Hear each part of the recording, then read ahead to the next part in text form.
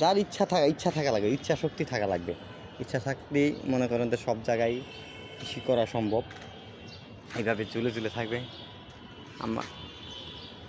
আমরা তো মাটির মধ্যে ফলাইতে পারি না, এত বড় ড্রামের মধ্যে কিভাবে আম ফলাইছে, এটা আল্লাহর কি কুদরতি, মানে ইচ্ছা থাকতে হবে, আল্লাহ থাকতে হবে। হ্যাঁ, কত বড় এটা, বলে আরও বড় হবে, আরও বড় বড় আম হবে, অনেক বড় বড় হবে এগুলো আম, অনেক বড় বড় হবে। দেখেন, শেষ পর্যন্ত দেখেন ভিডিওটা, ভালো লাগলে জানায়েন। আর আপনাদেরকে আমি বলবো কোনটা কোন জাতের আম।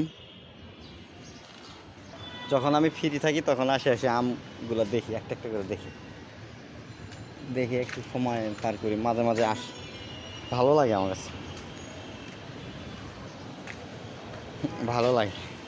আচ্ছা ঠিক আছে, ভিডিওটা অনেক লং হচ্ছে, আপনাদের যদি কোনো মতামত থাকে এরপরে বললেন, আমি আপডেট দেবো, আরও ভালো করে দিব ইনশাআল্লাহ। ভালো থাকবেন, সুস্থ থাকবেন, দোয়া রইল। আসসালামু আলাইকুম।